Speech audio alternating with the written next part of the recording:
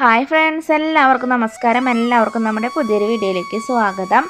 ഭഗവാൻ ശ്രീകൃഷ്ണന് ഏറ്റവും പ്രിയപ്പെട്ടത് എന്ന് വിശ്വസിക്കുന്ന വൈജയന്തി മാലയെക്കുറിച്ച് പറയാൻ വേണ്ടിയിട്ടാണ് ഇന്നത്തെ വീഡിയോ. അപ്പോൾ ഈ ഒരു അടുത്ത കാലത്താണ് ഈ ഒരു മാലയുടെ ഗുണങ്ങളെക്കുറിച്ച് ഞാൻ അറിഞ്ഞത് കേട്ടോ. അപ്പോൾ ഒരുപാട് പേർക്കൊന്നും ഇപ്പോഴും ഈ ഒരു മാലയുടെ ഗുണങ്ങളെ പറ്റിയും പ്രാധാന്യത്തെ പറ്റിയൊന്നും അറിയില്ല. അപ്പോൾ ഞാൻ അറിഞ്ഞിട്ടുള്ള കാര്യങ്ങൾ നിങ്ങൾക്കുമായി ഒന്ന് ഷെയർ ചെയ്യാമെന്ന് വിചാരിച്ചു. ഭഗവാൻ ശ്രീകൃഷ്ണനെ പ്രിയപ്പെട്ടത് എന്ന് വിശ്വസിക്കുന്ന ഒരുപാട് വസ്തുക്കളുണ്ട്. വെണ്ണ, മഞ്ഞപ്പട്ട്, കദളിപ്പഴം, മഞ്ചാടിക്കുരു, മയിൽപ്പീലി, ഓടക്കുഴൽ, താമരമുട്ട്, വൈജയന്തി മാല. ഇതിലൊന്നാണ് ഈ ഒരു വൈജയന്തി മാല എന്ന് പറയുന്നത്.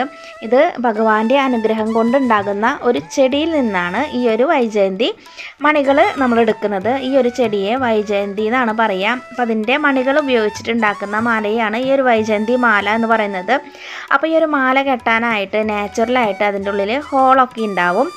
അപ്പോൾ ആ ഒരു മണികളൊക്കെ പൊട്ടിച്ചിട്ട് നമ്മളൊരു നൂല് കോർത്തിട്ടാണ് ഈ ഒരു മാല ഉണ്ടാക്കുക. നോർത്ത് ഇന്ത്യയിലാണ് ഈ ഒരു ചെടി ധാരാളമായിട്ട് ഉള്ളത്. അപ്പോൾ അവിടെയുള്ള ആൾക്കാർക്കാണ് ഇതിൻ്റെ പ്രാധാന്യം കൂടുതലായിട്ട് അറിയുന്നതും.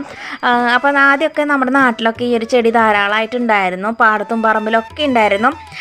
ഇപ്പം അങ്ങനെ ഇവിടെ കാണാനില്ല. അപ്പോൾ ഞാനിത് ഇവിടെ കിട്ടും എന്ന് പറഞ്ഞിട്ട് ഞാൻ ഈ ഒരു ചെടിയൊക്കെ അന്വേഷിച്ച് പോയിട്ടുണ്ടായിരുന്നു. നമ്മുടെ ക്രിസ്മസ് വ്ളോഗിൻ്റെ വീഡിയോയിൽ കാണാം. ഞാനിത് തിരഞ്ഞു പോയി, പക്ഷേ അതൊന്നും ഇപ്പം ഉണ്ടായിരുന്നില്ല കേട്ടോ.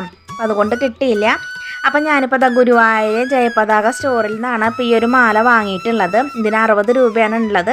അപ്പം ഇനി ഇതിൻ്റെ ഗുണങ്ങളും കാര്യങ്ങളൊക്കെ ഞാൻ പറഞ്ഞുതരാം. വൈജയന്തി എന്നാൽ വിജയം തരുന്നവൾ എന്നാണ്.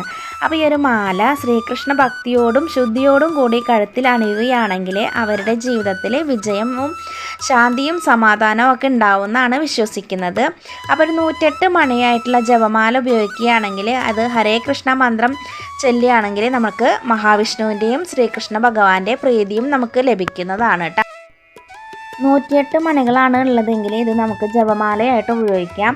അപ്പോൾ ഞാൻ വാങ്ങിയിട്ടുള്ള ഈ ഒരു മാലയ്ക്ക് 78 മണികളാണ് ഉള്ളത്. അപ്പോൾ ഞാൻ ജപമാലയാക്കാൻ വേണ്ടി വാങ്ങിച്ചതായിരുന്നു. അപ്പോൾ ഈ ഒരു മാല നിങ്ങൾക്ക് പൂജാ റൂമിലും വയ്ക്കാം. അതുപോലെ തന്നെ ശ്രീകൃഷ്ണ വിഗ്രഹം ഉണ്ടെങ്കിൽ അതിന് ചാർത്തി കൊടുക്കാം. പിന്നെ ഈ ഒരു മാല കഴുത്തിൽ ധരിക്കുന്നത് നല്ലതാണ് കേട്ടോ. അപ്പോൾ മത്സ്യമാംസാദികൾ കഴിക്കാത്തവരാണെങ്കിൽ കഴുത്തിൽ ധരിക്കുന്നത് നല്ലതാണ്. ഓം നമോ ഭഗവതേ വാസുദേവായ എന്ന മന്ത്രം ചൊല്ലിയിട്ട് വ്യാഴം, വെള്ളി ദിവസങ്ങളിൽ ഇത് കഴുത്തിൽ ധരിക്കുന്നത് നല്ല ചിന്തകൾ ഉണ്ടാകുന്നതിനും ഐശ്വര്യം, സ്നേഹം, വിജയം, ആത്മവിശ്വാസം എന്നിവ കൂട്ടുന്നതിനും നല്ലതാണ്. ആകർഷണ ശക്തി കൂട്ടുന്നതിനും സാമ്പത്തിക ശക്തി വർദ്ധിപ്പിക്കുന്നതിനും ഈ ഒരു മാല നല്ലതാണ് എന്നതാണ്.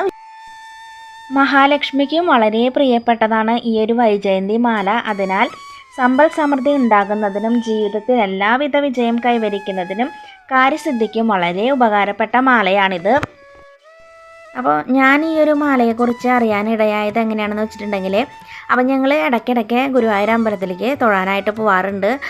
അപ്പോൾ അവിടെ അന്നദാനമൊക്കെ കഴിച്ചിട്ടാണ് വരാറുള്ളത്. അപ്പോൾ അന്നദാനത്തിനൊക്കെ നിൽക്കുന്ന ആ ഒരു വരി ഉണ്ടല്ലോ, അതിൻ്റെ സൈഡിലായിട്ടൊരു കടയുണ്ട്. അപ്പോൾ അവിടെ ഇങ്ങനെ ഇങ്ങനെ പോകുന്നുണ്ട് കേട്ടോ. അവരെ കടയിലുള്ള സാധനങ്ങൾ ഇങ്ങനെ എഴുതി പോകുന്നതിൻ്റെ ഇടയിൽ വൈജയന്തി മാല എന്നിങ്ങനെ എഴുതി പോകുന്നുണ്ടായിരുന്നു. അപ്പോഴൊന്നും എനിക്കിത് എന്താണ് സാധനം എന്ന് അറിയണ്ടായിരുന്നില്ല. ഞാൻ ചെറുപ്പത്തിലൊക്കെ ഈ ഒരു മണികൾ കണ്ടിട്ടൊക്കെ ഉണ്ട്, എൻ്റെ കൂട്ടുകാരിയൊക്കെ കൊടുത്തിട്ട് കണ്ടിട്ടൊക്കെ ഉണ്ട്. പക്ഷേ ഇതാണ് വൈജയന്തി മാല എന്ന് അറിയണ്ടായിരുന്നില്ല. അപ്പോൾ അവിടെ നിന്ന് വന്നിട്ട് ഞാൻ നെറ്റിൽ ഇതിനെപ്പറ്റി സെർച്ച് ചെയ്തപ്പോഴാണ് ഇതിനെ പറ്റിയിട്ടുള്ള കൂടുതൽ കാര്യങ്ങൾ എനിക്ക് മനസ്സിലായത്. അപ്പോൾ ഇതേക്കുറിച്ച് അറിയാത്ത ഒരുപാട് പേരുണ്ട് എന്ന് അറിഞ്ഞത് കൊണ്ടാണ് ഞാനിപ്പോൾ ഈ ഒരു വീഡിയോ നിങ്ങൾക്ക് വേണ്ടി ഷെയർ ചെയ്തത്. അപ്പോൾ ഇത് നിങ്ങൾക്ക് യൂസ്ഫുള്ളായി തോന്നുകയാണെങ്കിൽ നിങ്ങൾ ലൈക്ക് ചെയ്യാനും കമൻറ്റ് ചെയ്യാനും സബ്സ്ക്രൈബ് ചെയ്യാത്തവർ സബ്സ്ക്രൈബ് ചെയ്യാനും മറ്റുള്ളവർക്ക് ഷെയർ ചെയ്യാനൊന്നും മറക്കരുത് കേട്ടോ.